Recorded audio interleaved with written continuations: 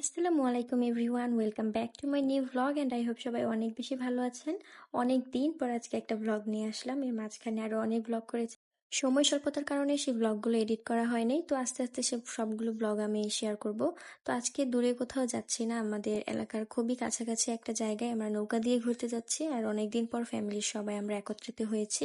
তো সেই জন্য আমরা একটু ভাবলাম আজকে বিকেলে আমরা নৌকা দিয়ে ঘুরবো। আর নৌকা দিয়ে ঘোরার রিজনটা হচ্ছে এখন নদীতে প্রচুর পরিমাণে পানি। আমরা সবাই জানি আমাদের সারা দেশে বন্যা হচ্ছে, দেশের বিভিন্ন জেলা প্রায় বন্যায় একেবারেই ডুবে গিয়েছে। তো আমরা সবাই বন্যার্তদের পাশে যতটুকু সম্ভব তাদেরকে সাহায্য করার চেষ্টা করব। আমাদের এলাকা থেকেও আমরা অনেক সাহায্য পাঠিয়েছি, ত্রাণ পাঠিয়েছি। তো আমরা এখন আছি বালু নদীতে। তো বালু নদীতে অন্যান্য সময় আমি যতটুকু দেখেছি কখনো খুব একটা পরিষ্কার থাকে না। তো এখন যেহেতু বন্যার মৌসুম আর হচ্ছে প্রচুর পানি এসেছে, জোয়ার এসেছে, তো এখন পানি খুবই পরিষ্কার মনে হচ্ছে। আর সেজন্যই আমরা ঘুরতে বের হয়েছি। নয় তো অনেকদিন পর আমরা ফ্যামিলির সবাই একত্রিত হয়েছি, সেজন্য আমরা ভাবলাম আজকে বিকেলটা আমরা একটু বাহিরে ঘুরি, যেহেতু অনেকদিন পর পর আমাদের সবার দেখা হয়।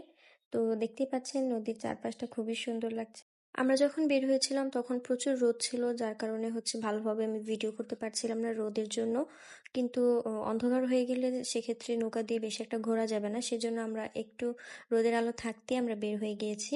বাল নদীর ছবিগুলো আপলোড করার পর আমাকে প্রচুর মানুষ মেসেজ করেছে এবং কমেন্টস করেছে যে আপু এই জায়গাটা কোথায়, লোকেশনটা কোথায়, এত সুন্দর ছবি কিভাবে উঠেছে। তো আপনারা যদি এই জায়গায় আসতে চান তাহলে আপনাদেরকে নারায়ণগঞ্জের রূপগঞ্জে আসতে হবে।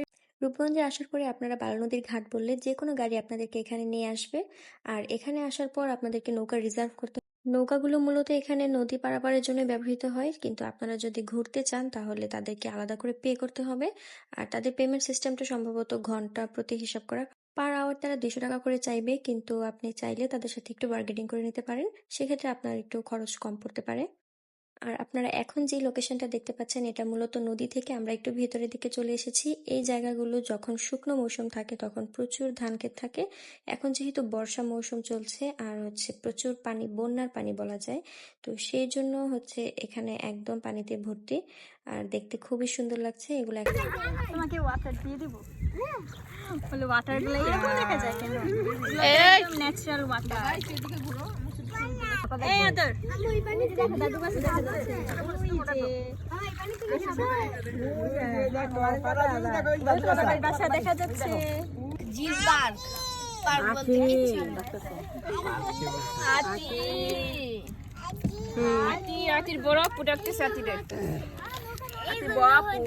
রোদ এখন অনেকটাই কমে গিয়েছে আর দেখতেই পাচ্ছেন ভিউটা জাস্ট অসাধারণ। এত সুন্দর ভিউ, আমাদের ইচ্ছে করছিল ওখানে আমরা থেকে যাই। আমরা সবাই খুব এনজয় করছিলাম। এত সুন্দর ভিউ দেখে আমরা মাঝিকে বারণ করছিলাম যেন আর নৌকা না চালায়, কারণ এখানে নৌকাটা ছেড়ে দিলে আমরা আস্তে আস্তে পুরো ভিউটা ভালোভাবে দেখতে পারবো, একটু ভিডিও করতে পারবো। আর এত সুন্দর বাতাস ছিল, খুব ঠান্ডা একটা পরিবেশ ছিল।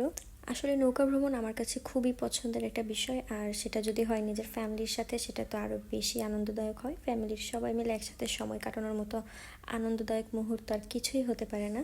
তো আমরা বাসা থেকে কিছু ফ্রুটস কাট করে নিয়ে আসছিলাম আর একটা ভর্তা করে নিয়ে আসছিলাম, পাশাপাশি আমরা কিছু স্ন্যাক্স নিয়ে আসছিলাম, ড্রিঙ্কস নিয়ে আসছিলাম, যেন সবাই বসে একসাথে একটু আড্ডা দিতে পারি। চারদিকে প্রচুর পানি আর হচ্ছে ঠান্ডা বাতাস, আর এর মাঝখানে আমরা নৌকায় বসে আম, সবাই স্ন্যাক্স খাচ্ছি, সময় কাটাচ্ছি। এর থেকে আনন্দদায়ক মুহূর্ত আর কিছুই হতে পারে না।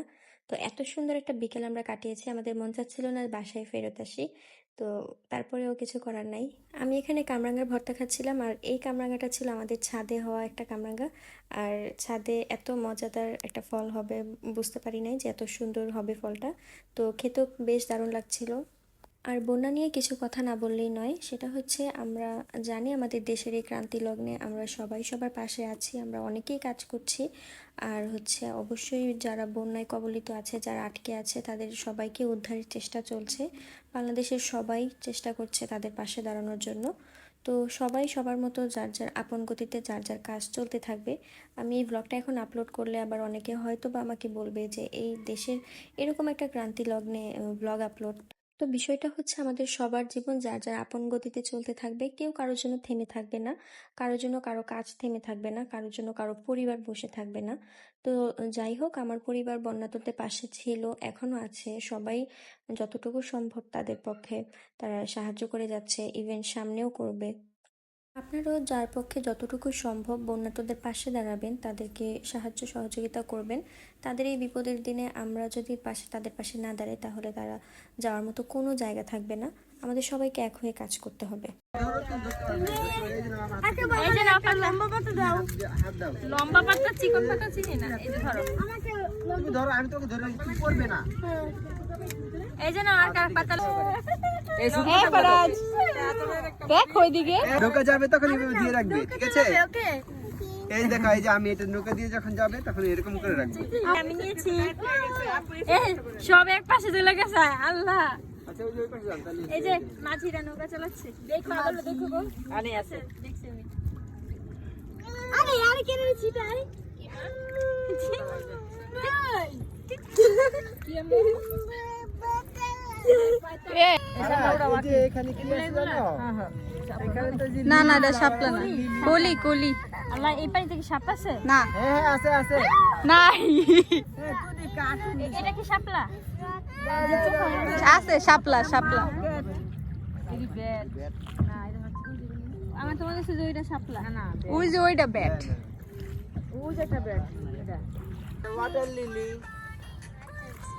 দেখছো শাপলা ফুল দেখছো? ওয়াও, কি সুন্দর। ফারাজ, তুমি লিলি দেখেছো? লিলি, এটা ওয়াটার লিলি। ওয়াটার লিলি কোথায়? তুমি নিবে?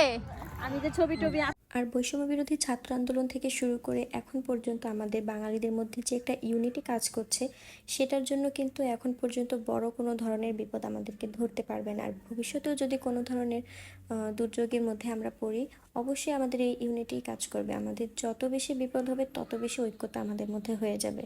তো ইনশাল্লাহ আমাদের দেশ স্বাধীন হয়ে গিয়েছে। অবশ্যই স্বাধীন দেশ নিয়ে কিছু কথা আমি বলবো, বাট এই ভিডিওতে না, আমি অন্য কোনো ভিডিওতে অবশ্যই সেই বিষয় নিয়ে অনেকগুলো কথা বলবো। ইনশাল্লাহ আমাদের স্বাধীন দেশে আর নতুন কোনো বিপদ আসবে না। এখন থেকে যা হবে দেশের ভালোর জন্যই হবে, এবং আমরা সবাই দেশ সংস্কারের কাজে এগিয়ে আসব। আমরা আমাদের প্রত্যেকের জায়গা থেকে দেশকে পুনর্গঠন করতে সরকারকে সাহায্য করব। তো দেখতেই পাচ্ছেন ভিউগুলো কত সুন্দর। কথা বলতে বলতে অনেকগুলো ভিউ আপনাদেরকে দেখিয়ে ফেললাম। তো দেখতেই পাচ্ছেন ভিউগুলো এতটা অ্যাট্রাকটিভ, মানে এর চেয়ে সুন্দর কোনো দৃশ্য আর হতেই পারে না। আর একটু সন্ধ্যা হয়ে যাচ্ছিল, সেজন্য আমরা খুব তাড়াতাড়ি করছিলাম বাসায় ফেরত যাওয়ার জন্য। আর এখানে যতটা শাপলা থাকার কথা ছিল, মানে বাসা থেকে ভেবেছিলাম যতটা শাপলা ফুল এখানে থাকবে, এসে দেখি ততটা নাই, খুবই কম পরিমাণে ছিল। একটা থেকে আরেকটা অনেক দূরে ছিল। তবে আমরা মোটামুটি অল্প কিছু শাপলা কালেক্ট করতে পেরেছি। আর পানিটা এত সুন্দর ঠান্ডা ছিল, পানিতে আমি পা ডুবিয়ে রেখেছিলাম, একদম বাসা পর্যন্ত পানিতে পা দুলাতে দুলাতে এসেছি। তো আমাদের দেখা দেখি আমাদের ছোট্ট ইরামনিও পানিতে পা দুলিয়েছে, মানে ওকে কোনোভাবেই পানি থেকে পা ওঠানো যাচ্ছে না, সে লিটারেলি কান্না করছিল পানিতে পা ডুবানোর জন্য। তো ফাইনালি ওকে ওর আম্মু হচ্ছে পানিতে পা ডুবালো। আর এই যে আমার দুইজন বৌমা, ওরা হচ্ছে ফুলটা ফুটিয়ে দিচ্ছিল, আর ফুলগুলো এত সুন্দর লাগছিল। সানসেট হয়ে যাচ্ছে, তো এখন আমাদের বাসায় চলে যাওয়ার পালা। If you choice this video, please guys like, comments and share and subscribe my YouTube channel, and please hit the bell icon. So see you later guys, bye bye.